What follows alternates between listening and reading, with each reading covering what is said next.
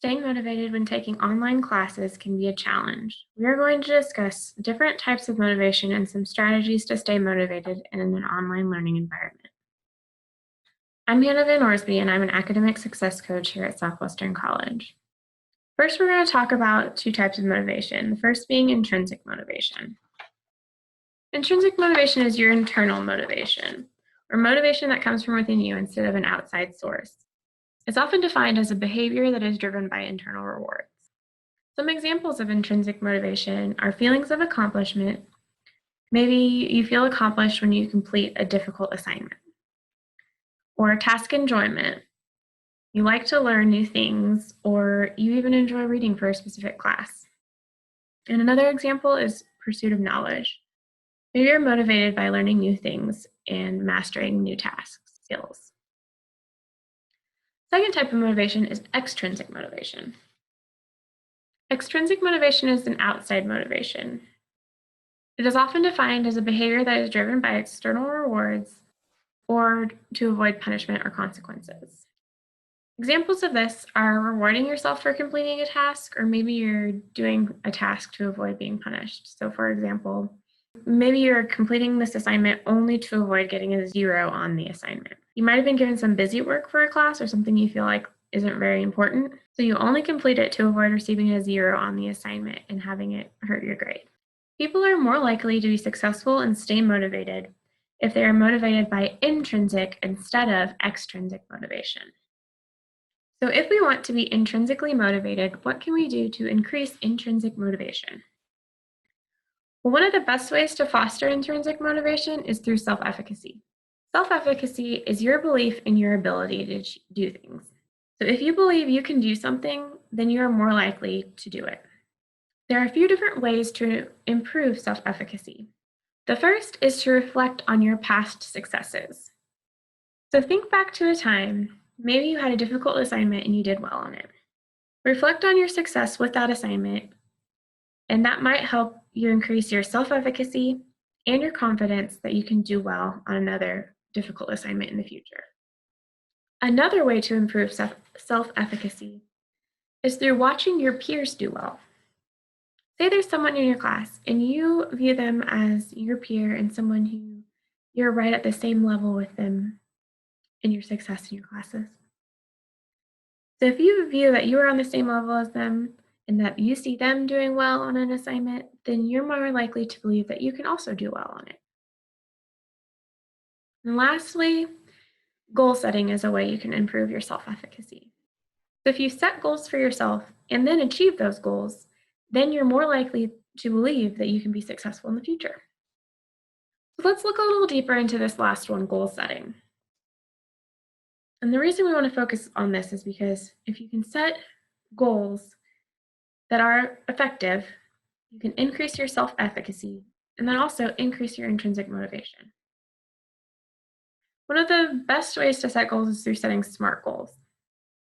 We're going to go over what a SMART goal is and what each of these letters stands for. The S is for specific or detailed. So if you're setting a goal and you say, well, I want to do well in class, you need to specify what that really means to you. What does that look like? Is doing well getting a certain grade? Is it completing in a certain percentage of the coursework? Next, it also needs to be measurable. So what little steps can you take to check yourself along the way to be able to make sure you're on track for achieving your goal? It also needs to be action-oriented or achievable. Your goal needs to be challenging, but it also needs to be something you can accomplish. So you want something that challenges you a little bit, but you don't want something that's way outside of what you can really achieve. Your goal also needs to be relevant. So does your goal line up with your plans? And lastly, it should be time-oriented. Your goal should be able to be measured over time. It also should have a specific date or period of time when you want this goal completed. So to go through and set some SMART goals, we're going to go through this goal setting worksheet. You can access the worksheet at the link below. So go ahead and take some time now to go to that link and download the worksheet. Our first step in this goal setting worksheet is setting our goals and checking to make sure that they are SMART goals. So we're going to identify two goals, one academic and one non-academic. During this time, we're going to focus on your academic goal. An example of an academic goal can be earning an A in your course by the end of the session. Well, for this, we want to make it a little bit more specific. So instead of just saying your course, you want to specify exactly what course that's in. If you're just starting out, you already had your associate's degree, so now you're taking Composition 2 to complete your foundations requirements. Maybe you did well in English 101 before, and so you think, you know what, I got an A in that, I can get an A in English 102. Maybe you didn't do so well before, or English is just, writing is just something you really struggle with. Maybe I need a C to pass this class for my foundations requirement, so you know what, that's what my goal should be. I'm gonna earn a C in English 102 by the end of this session. So let's go back and let's check. Is this goal specific? We have a specific grade we want, we have the specific course. It's looking pretty good. Is it measurable?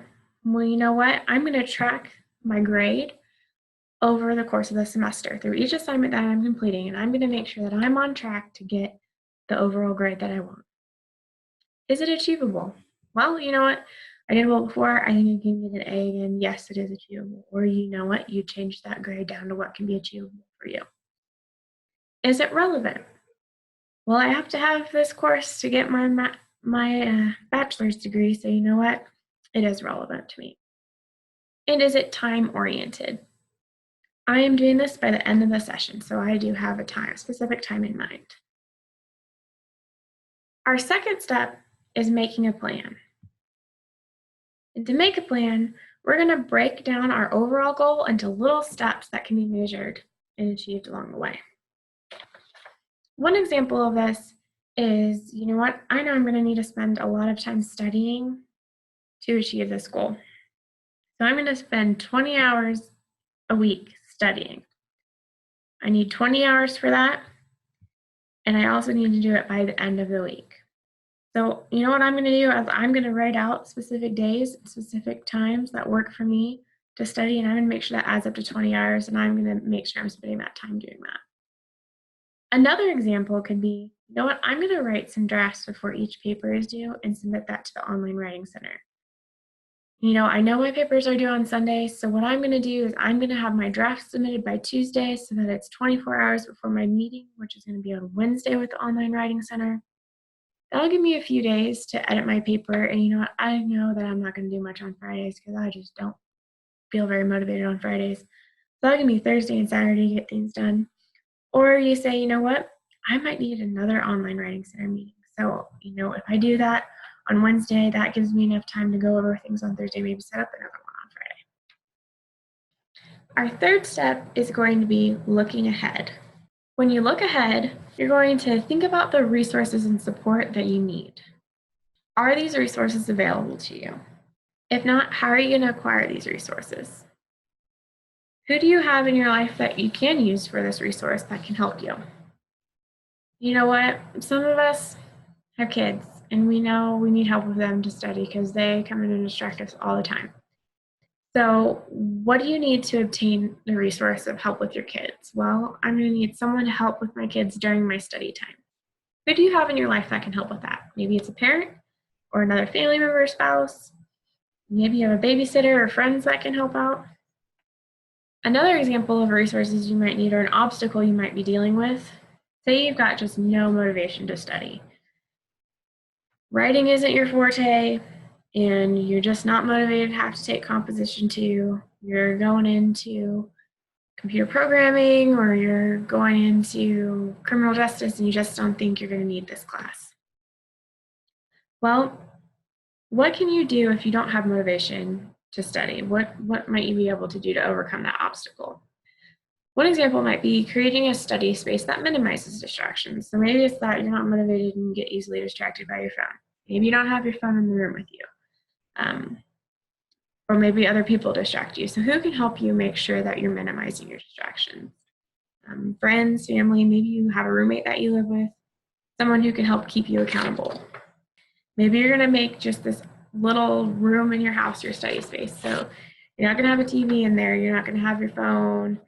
If you do have your phone, it's going to be on Do Not Disturb so that you can just study and do what you need to do in there to be successful in your class.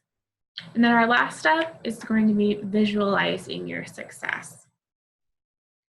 So when you're visualizing your success, you want to think about how will you know that you've accomplished your goal. One example of this could be, I will know I've accomplished my goal by consistently checking my grades and putting in extra effort on my assignments. I will feel accomplished when I have met my goal of an A in my English Composition 2 course. So when this can be, you want to make sure that when you're visualizing your success, it's specific to the goal, your overall goal. Maybe it's not a specific grade. Maybe it's just putting in so many hours of studying to make sure that you're really doing your best in the class that you're in. And this can look different for everyone. So what is it that you see as being your success? And that is our goal setting worksheet.